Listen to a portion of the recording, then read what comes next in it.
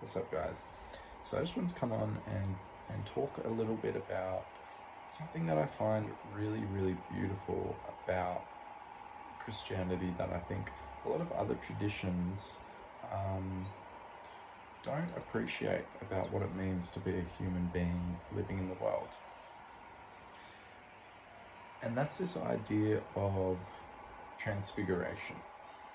Now, it's a big word, but what it means is that where other traditions might say that the ultimate goal is to realize that you have an ego, and your ego is your false self, right?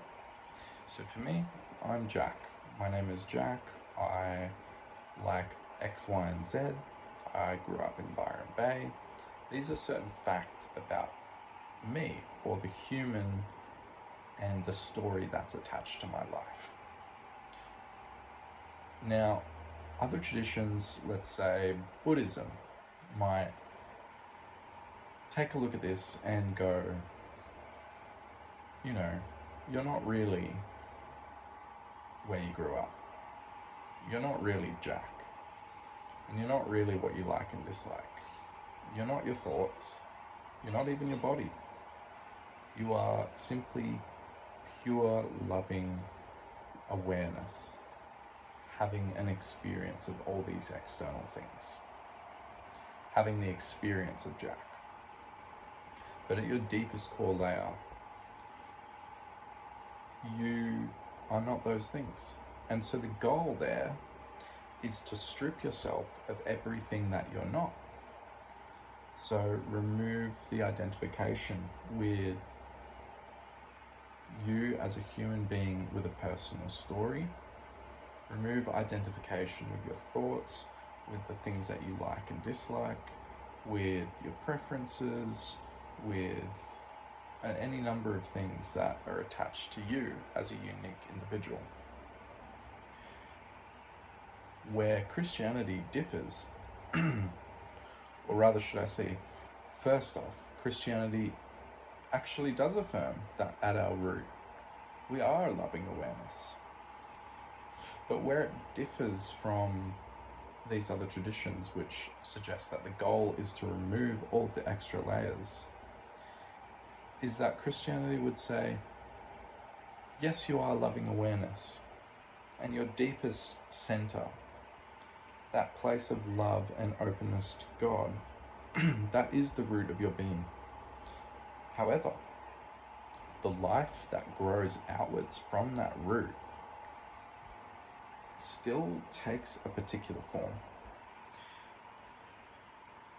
You know, it takes on a person, a temperament, a story in time.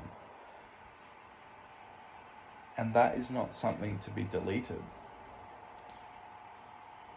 In fact, it's part of the concrete way that our soul exists in time. And it's in the concreteness of life and story and persona that God actually flows. So something beautiful about Christianity is that Christianity doesn't talk about erasing the particularity of our unique story as human beings on this planet.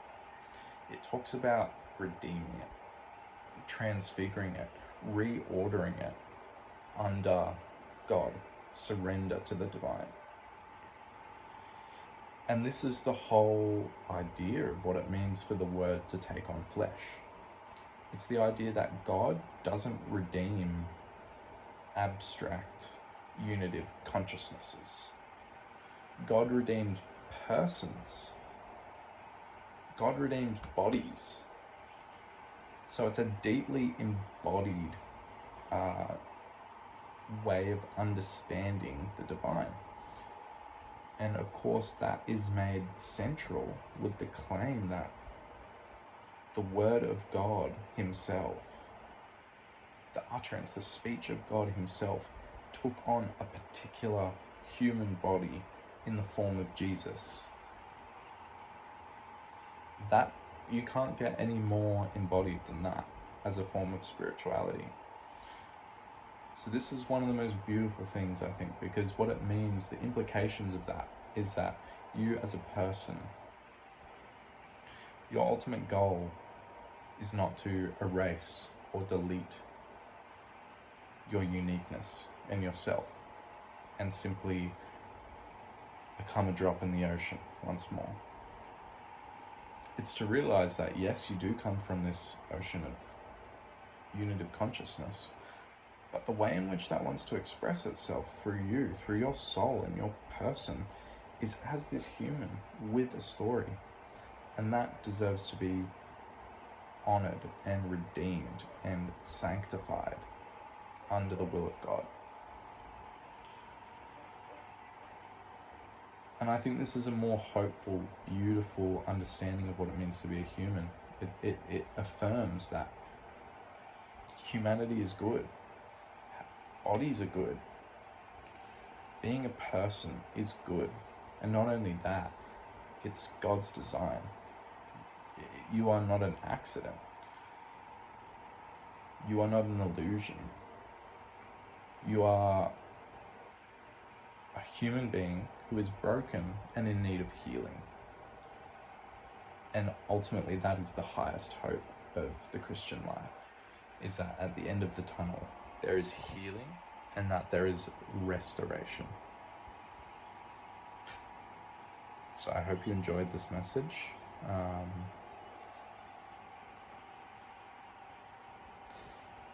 Let me know what you thought. Have a beautiful, blessed day.